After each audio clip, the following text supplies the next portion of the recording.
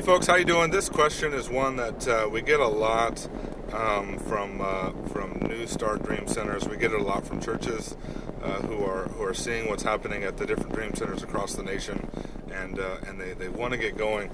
We also get this question a lot at our Dream Conference for people who just are inspired to come, and they're like, okay, what do I do next? How do I start? Like, what's the very first thing I need to do to get started?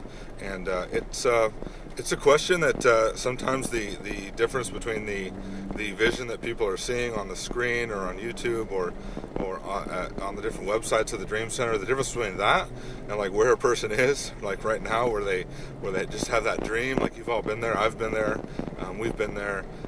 That's a huge. It seems like a huge difference, and so I think that in one sense we do people a bit of a disservice when we're showing them all of our amazing things that are happening in our ministries. I think it inspires people greatly. I think that's very much true. But I think in another sense, I've seen people also walk away going, "Oh God, I don't know. I don't think I could ever do that." So this question is one that's dear to me, and I take it personal whenever I hear this question. And so I want to. I wish I could be there to share with you just my heart in person of how many dozens and dozens and dozens of dream centers. I think just myself and Pastor Tommy, with working with him, I've been a part of over 40 now. Dream centers go from nothing to doing something really cool for Jesus. And so I wish I could be there to really share my heart with you on this. But what I've seen across the U.S., there's a message that our pastor preaches, and it essentially is that you start with whatever you have. You start where you are. You start with what you have, and you go and you grow. And so for some people, I think when you look at dream centers, you see the building, and you see the housing, and you see the programming, and people giving testimonies, and the instinct is to start there. But you have to realize that none of our dream centers started like that. Phoenix and LA and New York, we didn't start with just a building and started housing people. Like, we all started with Adopt-A-Block, and we started with outreach, and Adopt-A-Block was a fundamental part of what we did. And I think in the social services world, and the kind of the standard social services world, they call that sort of thing like gap analysis, and they call it testing what the needs are in the community. We say as part of our heart to find a need and fill it, find a hurt and heal it. Well, one of the ways we find those needs is by doing outreach, and you're out there setting up tables at parks and just trying to help people any way that you can. And through that process, you begin to kind of whittle down and funnel down, like, this is where I need to start, So how do you start? I know some dear friends out in Antelope Valley in California. They started their dream center. They literally sat at one of my dream conference classes, and it was a little bit confrontational, but he was, at the end of it, he's like, well, how do I start? Like, what's the first thing I do? And he asked the question like 3 times, and people in the audience were getting kind of perturbed with the question, and I was just like, oh man, I'm not pounding it home for this guy. And so he started. He went back though, and literally what he had in his hand was, he had a house and a job. He worked full time, so did his wife, but they had a garage, and so they started with their garage and some food that they had from Costco, and they just would pack up the stuff, go to the park, give out the food. And then the next weekend, they did the same thing. Through the week, they'd ask people at work, they'd say, hey, we're going to do this thing down at the park. We're going to give out some food to people and some clothes to people if they have any. By the end of the week, they'd have a carload of stuff they'd bring home. They'd put it in the garage.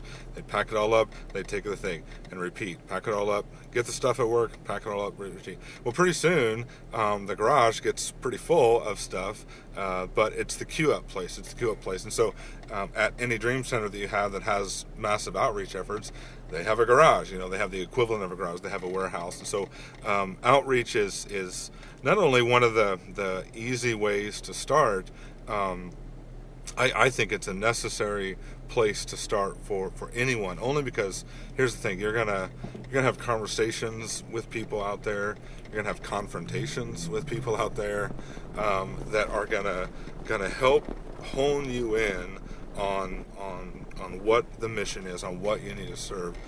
You may think, because you've been to a couple meetings or you've read some articles or seen some news stories, you may think that the place you need to start is with homeless and housing homeless women or families or housing children or something. But let me tell you, these things can take months to get permitting for and to get buildings for. And we're going to talk about that in the next video.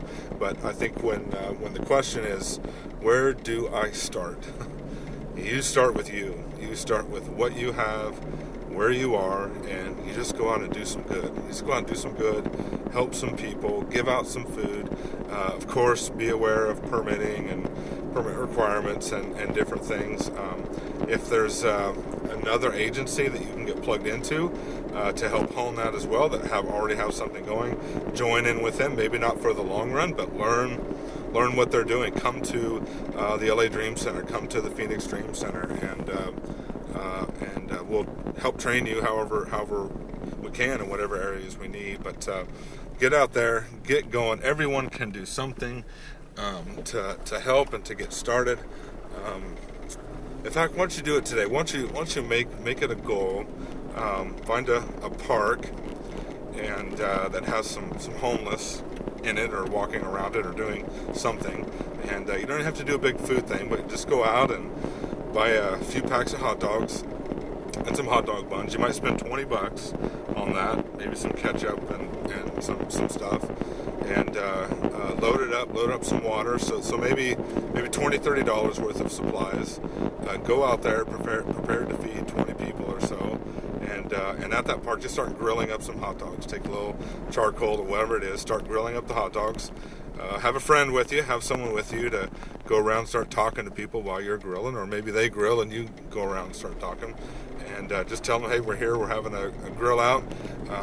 Partly because, you can kind of get away with that not being a full-on outreach. If it's just like a little barbecue that you're having, which is legal at the parks, and you're inviting a few people, you can usually get away with that. The city will be pretty cool with you on that. Once you have like massive outreach and they know you're giving out food that people are taking away, then when it comes time to eat, or however you do it, like whether you call everybody together and do like a little, hey, God has a plan and He loves you, and keep it simple like that, or whether you do just one-on-one evangelism, which is more and more becoming the go-to thing for even some of our outreach, is the one-on-one. If you've got enough people, by far, do one-on-one evangelism and just talk to people genuinely and legitimately about their needs and get started. Like you can download our Adopt-A-Block materials for kind of taking it to a whole new level of food storage, and how do you get massive donations for your food outreaches and things.